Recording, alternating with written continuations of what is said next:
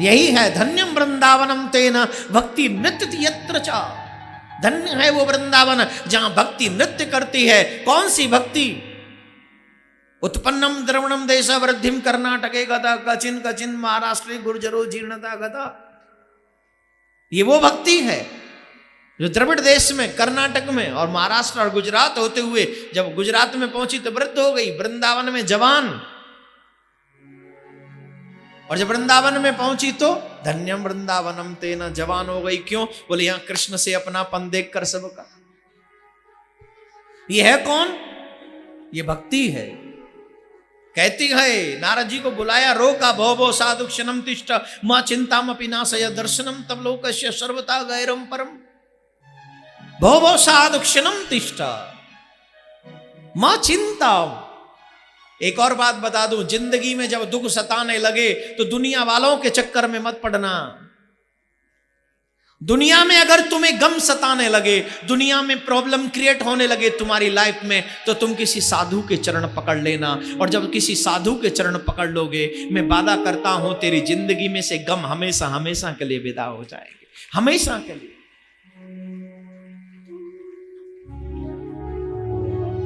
उसी ज्ञान वैराग्य का कल्याण श्रीमद् भागवत कथा श्रवण करने के बाद में हुआ। उपरांत में गौकर्ण धुंधकारी की कथा, और ये कथा बहुत ही मर्म वाली कथा है। नानक दुखिया सब संसार, इस संसार में सब दुखी है, कोई सुखी नहीं है। सुखी वही जिन नाम आधार। जिनके पुत्र है वो भी दुखी है, और जिनके नहीं है वो भी दुखी है। जिन पे घर है वो भी दुखी है, जिन पे घर नहीं है वो भी दुखी है। जिनके परिवार है वो भी दुखी है, जिनके परिवार नहीं है वो भी दुखी है। बोलिए दुखी है कि नहीं? सुखी है आप लोग? सुखी कौन है? बोले जिनके जीवन में भगवान की कथा है वो सर्वथा सुखी है। क्यों? क्योंकि वो संतोष करना जानते हैं। वो इतना जान लेते हैं कि भगवान हमें हमारे कर्म के अनुसार ही देता है। जिसने जैसा कर्म किया भगवान उसको वैसा ही फल देता है। फल देने का काम भगवान का है, कर्म करने का काम तुम्हारा है। तुंगभद्रा नदी के तट पर एक आत्मदेव नाम के ब्राह्मण रहते हैं, जिनको एक दुख है कि उनके घर में कोई पुत्र नहीं है। बिना पुत्र से गतिर्लोके, इस लोक में बिना पुत्र के गति नहीं है। अगर गृहस्थ में जाओ तो पुत्र होना चाहिए। अगर हम लोग गृहस्थ में चले जाएं, पुत्र होना चाहिए। पुत्र नहीं है, आत्मदेव दुखी है। और जब आत्मदेव दुखी है तो बोले दुख तो इंसान को अशांत करता है। अशांत हो गए। गाय को लेकर आए, वो गाय ने दूध देना बंद कर दिया, संतान को जन्म देना बंद कर दिया। गाय भी संतान को जन्म नहीं देती। एक तरीके से कह लो गाय ने भी अब स्वीकार कर लिया कि जब तक इस घर में रहूंगी न संतान को जन्म दूंगी न दूध दूंगी। एक बात तो है प्यारे, जब दुख आते हैं तो चारों तरफ से आते हैं, है ना? जब अच्छे संदेश आते हैं तो चारों तरफ से आते हैं, और जब बुरे संदेश आते हैं तो चारों तरफ से आते हैं। इसलिए मैं आपसे निवेदन करूंगा, अगर आप चाहते हो, इफ यू वांट टू, कि कोई भी बुरा संदेश आपको ना मिले, तो उसके लिए जरूरी है जो बुराई को मिटाने वाला परमात्मा है उसका आश्रय ले लो। जो बुराई को समाप्त करने वाला श्री कृष्ण की गाथा है, भागवत कथा है, उससे अपना स्नेह बांध लो, तो फिर तुम्हारे जिंदगी के सारे दुख अपने आप समाप्त हो जाएंगे, अपने आप दूर हो जाएंगे। राधे राधे बोलना पड़ेगा, जोर से बोलना पड़ेगा। इतनी बड़ी संख्या में बैठे हो, बोलने में शर्म आती है।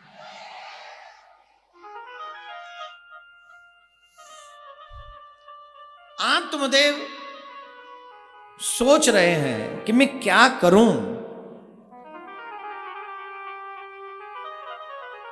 मेरे कोई पुत्र नहीं है, ये सोचकर कि चलो मैं अपने आप को समाप्त कर लेता हूं, तो वो एक सरोवर में छलांग लगाने की सोच रहे थे, अर्थात सुसाइड करने की प्लानिंग कर रहे थे। उसी वक्त एक साधु ने आवाज दी, कथम रोदिसम विप्र त्वं काते चिंता वलयसी वदम त्वं सत्वरम मह्यम स्वस्य दुःखस्य कारणम। हे ब्राह्मण, कौन सी चिंता ने तुम्हारे हृदय में वास कर लिया? क्यों दुखी हो तुम? परेशान क्यों हो? क्या बात है? जरा कृपा करके बताओ। चरण पकड़कर प्रणाम करके ब्राह्मण आत्मदेव कहते हैं, महाराज बिना पुत्र के गति नहीं और मेरे घर में कोई पुत्र नहीं, मुझे पुत्र प्राप्ति करा दीजिए। मैंने सुना है जो भगवान नहीं देते वो साधु महात्मा दे सकते हैं, तो कृपा करो ना, आप मुझे दो। बाबा जी बोले, सुनो, पुत्र किस लिए चाहिए? काहे को पुत्र चाहिए? आत्मदेव कहते हैं, महाराज जब मैं बूढ़ा हो जाऊंगा तो वो मेरी सेवा करेगा, बुढ़ापे का सहारा बनेगा, मेरा वंश चलाएगा, मेरा नाम करेगा।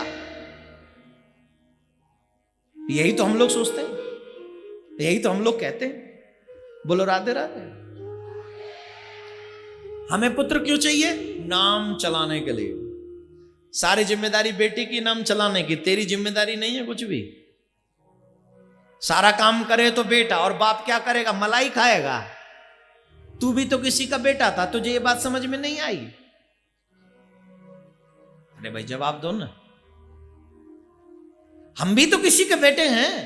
हमें जिसने पैदा किया उसने भी सोचा था कि मेरा बेटा मेरा नाम करेगा। Then why don't you? क्यों नहीं किया आपने नाम?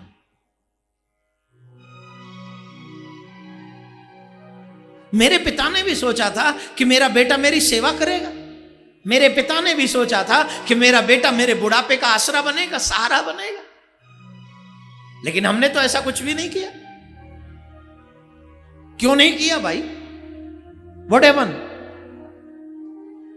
यही दुर्भाग्य की बात है जो मैंने कथा के शुभारंभ में कही थी। आज का व्यक्ति सेवा करवाना चाहता है, करना नहीं चाहता। मैं माँ बाप को मेरा भाई संभाले, मेरे माँ बाप को मेरा भाई संभाले, और मैं चक रसमलाई खाऊं विदाउट शुगर या कम शुगर वाली।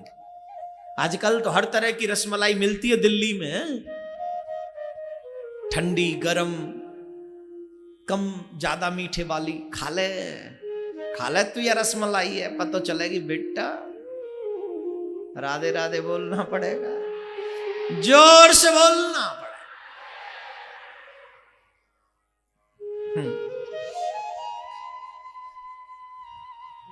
एक बात याद रखना मेरे भाई, अगर तुम चाहते हो कि तुम्हारे बच्चे तुम्हारा नाम रोशन करें, उससे पहले जरूरी है कि तेरा चरित्र अच्छा हो। आज दिल्ली में, आई एम सॉरी टू से, बट दिस इज ट्रू, पूरे इंडिया में जितना बेटियों के साथ दुष्कर्म होता है, अकेले दिल्ली में उतना होता है।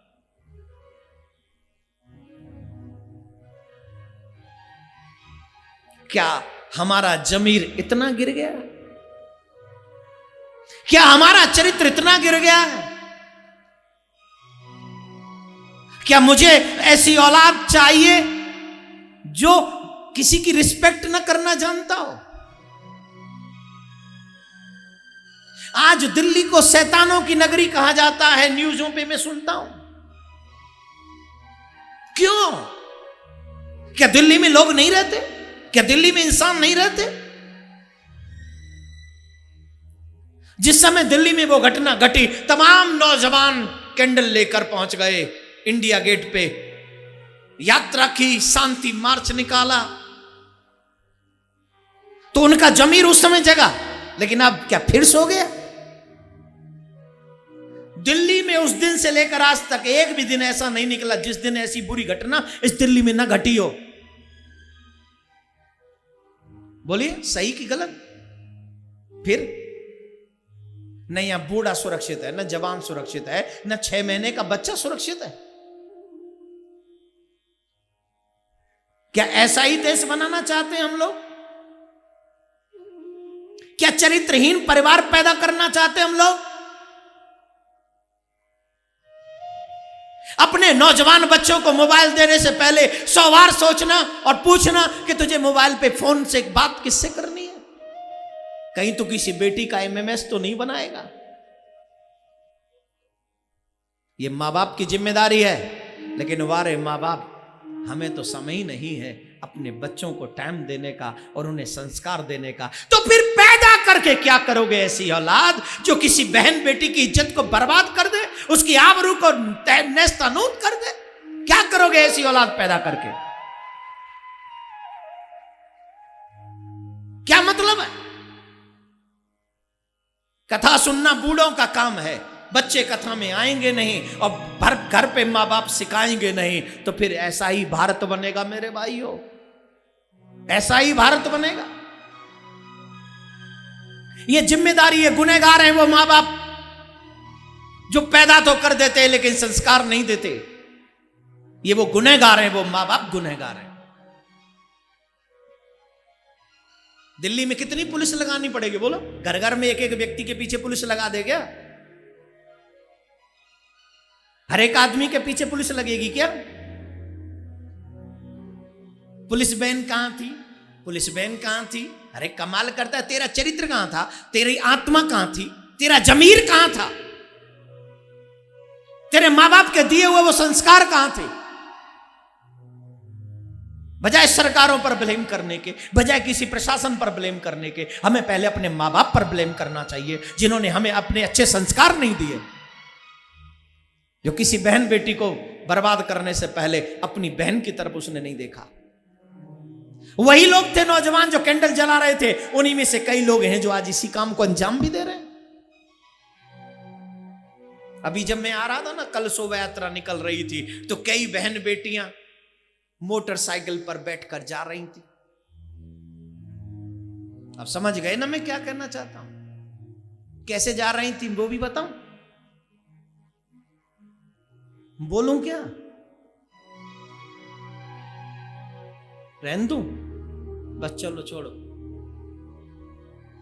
यही संस्कार है ना? क्या सोच कर भेजा है माँ बाप ने घर से बाहर पढ़ने के लिए, और हम क्या कर रहे हैं? It's too bad, it's too bad. अगर तुम्हारी औलाद ऐसी हो तो भगवान करे किसी के घर में औलाद ना हो, किसी के भी घर में।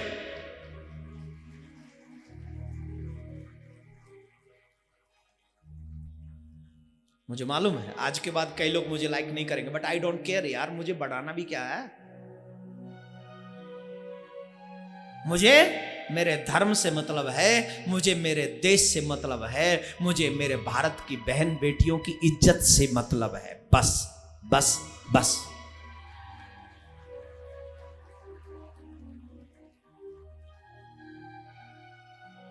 इसलिए औलाद ऐसी मत पैदा करना जो किसी की आबरू लूटे। औलाद ऐसी करना जो किसी की आबरू बचाने में उसकी मदद करे, उसके साथ खड़ा हो जाए और उसकी रक्षा करे। तब होगा तेरा नाम, तब बढ़ेगा तेरा वर्चस्व, तब करेगा तेरा आने वाला वर्तमान प्रगति, तब बढ़ेगा ये कंट्री का भविष्य, तब करेगी ये कंट्री प्रोग्रेस। अभी एक बिल आ रहा था, 16 साल कर दो। अरे भाई 5 साल कर दो, पैदा होते ही कर दो, स्वतंत्र हो, कुछ भी करो। अरे भगवान मालिक हैं। हम किसी को चरित्रहीन होने का सर्टिफिकेट नहीं दे सकते। इस भारत में अगर सबसे बड़ी संपत्ति है तो वो है चरित्र की संपत्ति, और जिस दिन भारत चरित्रहीन हो गया, ये पूरे विश्व पटल पर भारत का नामो निशान नहीं रहेगा। पूरे विश्व पटल पर नामो निशान मिट जाएगा, समाप्त हो जाएगा मेरे भाई। इसलिए हमें भारत चरित्रवान चाहिए, चरित्रहीन नहीं। और इसके लिए बहुत जरूरी है कि आपके यंग बच्चे कम से कम भगवान की कथा सुने, ज्यादा से ज्यादा भगवान की कथा पंडालों में जाएं, और ज्यादा से ज्यादा तीर्थों में जाएं और तीर्थों की मर्यादा, तीर्थों की रिस्पेक्ट करना सीखे और जमुना और गंगा को बचाने के लिए आगे आवे। संतान कैसी होनी चाहिए? चरित्रवान, चरित्रहीन नहीं। कौन कौन माँ बाप बैठे हैं यहां? जितने भी माँ बाप बैठे हाथ उठाओ और हाथ उठाकर बताओ तुमने अपना काम कर दिया? सिर्फ इंग्लिश मीडियम भेजकर माँ बाप बन गए? बच्चे को 2-4 डिग्री दिलाकर माँ बाप बन गए आप लोग? I think not. सबसे पहला अगर आप माँ बाप बने हो तो सबसे पहला गिफ्ट है जो जीवन में बहुत जरूरी है, आप अपने बच्चे को धर्म के बारे में जरूर समझावे। उन्हें राम कृष्ण के बारे में जरूर पता होना चाहिए, उन्हें गोविंद के बारे में जरूर पता होना चाहिए और उन्हें जमुना के बारे में जरूर पता होना चाहिए। उन्हें how to respect every women ये पता होना चाहिए, तभी आप माँ बाप बन सकोगे। और नहीं बने हो तो आज से बनना शुरू कर दो, अभी से बनना शुरू कर दो।